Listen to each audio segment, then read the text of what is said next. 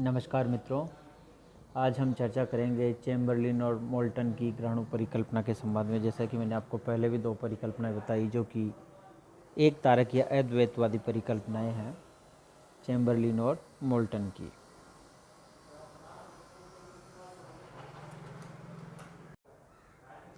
तो अब हम चर्चा करेंगे पहले हमने जो देखी वो एक तारक परिकल्पनाएं थी। अब हम दो तारक परिकल्पनाओं की चर्चा करेंगे, जिसमें सबसे महत्वपूर्ण है चेम्बरलिन और मोल्टन की ग्रहणों परिकल्पना। पहले की जो दो परिकल्पनाएं थी उनसे थोड़ा भिन्न प्रकार से मोल्टन ने बताने का प्रयास किया था। हालांकि मैंने आपको पहले ही बताया था कि ये सब एक कल्पना मात्र हैं। ये वर्तमान में जो पृथ्वी की उत्पत्ति से संबंधित परिकल्पनाएं ही है, मान्यता प्राप्त नहीं है। यह एक प्रकार से तत्कालीन समय की परिस्थितियों के अनुसार दी गई इनकी विचारधाराएं और जो हाइपोथेसिस इन्होंने बढ़ी अपने ज्ञान विवेक और परिस्थितियों के आधार पे, उनका हम जिक्र करेंगे। तो कुल मिला के आपको मोल्टन ये बताता है कि पृथ्वी और सौरमंडल के निर्माण में एक तारे का योगदान नहीं होके दो तारों का योगदान था। तो इसने एक सूर्य माना है और सूर्य के अलावा एक साथी तारे की और कल्पना की है। जो सूर्य है वह जिस रूप में है उसी तरह से था, एक बड़े आकार में था, अपने स्थान पे घूम रहा था और उसमें बहुत सारे जो गर्म तत्व, डस्ट पार्टिकल वगैरह काफ़ी कुछ मैटर था। और कालांतर में एक कोई अन्य साथी तारा बहुत बड़े आकार वाला था जो कि सूर्य के समीप से होकर के गुजरा।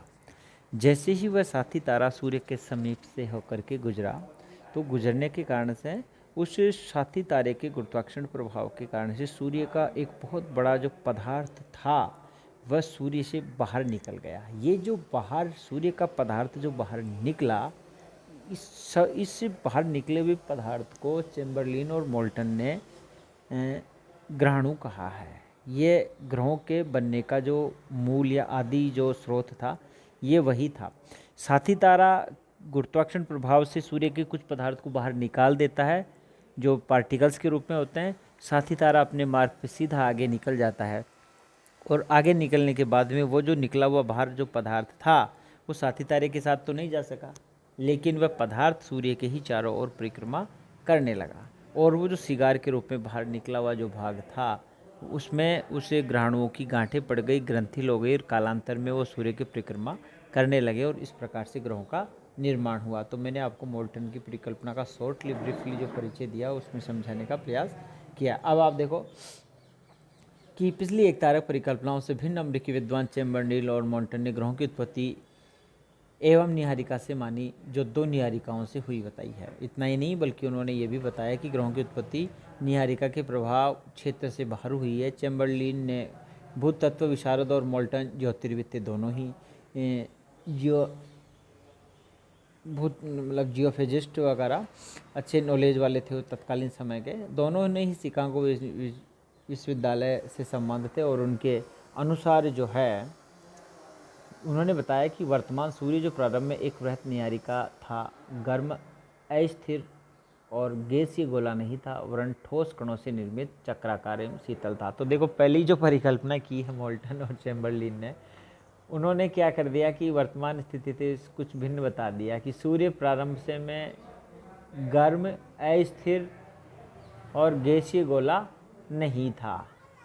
पहले वर्तमान में तो जबकि ये गर्म है और अस्थिर है, लेकिन उन्होंने बताया कि गर्म, अस्थिर और गैसीय गोला नहीं था, जबकि ऐसा है, वरन ठोस कणों से निर्मित चक्राकार एवं शीतल था। तो सबसे बड़ी जो पहली जो परिकल्पना उन्होंने शर्त मानी अपने सिद्धांत की, वही मोल्टन और चेम्बरलिन की संदेहास्पद लगती है कि सूर्य पहले कभी शीतल अवस्था में रहा होगा। जिस प्रकार सूर्य आज भी सौर ज्वालाएँ निकलती हैं, उसी प्रकार की ज्वालाएँ इससे पहले भी निकलती रही हैं। जब ये गर्म तप्त नहीं था उसके बावजूद सौर ज्वालाएँ निकलना भी उन्होंने बताया है। ये ज्वालाएँ सूर्य के आकर्षण के कारण पितृपिंड से बाहर नहीं निकल सकी थी। ये ज्वालाएँ निकलती तो रहती थी तत्कालीन समय में, जैसे आज सौर ज्वालाएँ होती है वैसे ही इस पिंड से निकलती थी, लेकिन फिर साथी तारे के प्रभाव से मोल्टन बताते हैं कि वो ज्वालाएँ पूर्णतः बाहर निकल गई। किंतु उस समय सूर्य के समान ही आकार वाला एक विशाल तारा अपने मार्ग में भटक कर सूर्य के पास आया और जो सौर ज्वालाएं सूर्य से निकल रही थी उन्हें उसने अपने और आकर्षित कर लिया। परिणाम स्वरूप रहते तारे की आकर्षण शक्ति के बल तथा सूर्य के अपकेंद्रीय शक्ति दोनों के ही एक ही दिशा में होने के कारण वह सूर्य का ज्वाला स्वरूप गैसीय पदार्थ उससे अलग हो गया। यानी साथी तारे के आकर्षण प्रभाव से सूर्य का कुछ भाग अलग हो गया, यही ग्रहण कहलाया है। यद्यपि तारा अपने ही मार्ग का अनुसरण करते हुए ब्रह्मांड में विलीन हो गया और पुनः लौटकर नहीं आया, लेकिन जो पदार्थ सूर्य से निकला वह सूर्य में पुनः उसकी अपकेंद्रीय शक्ति के कारण नहीं मिल सका, वरन उसकी गुरुत्वाकर्षण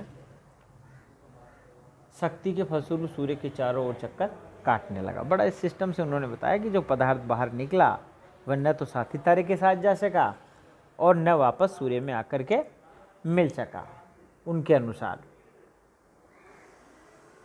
और सूर्य के चारों ओर ही वह परिक्रमा करने लगा या चक्कर लगाने लगा।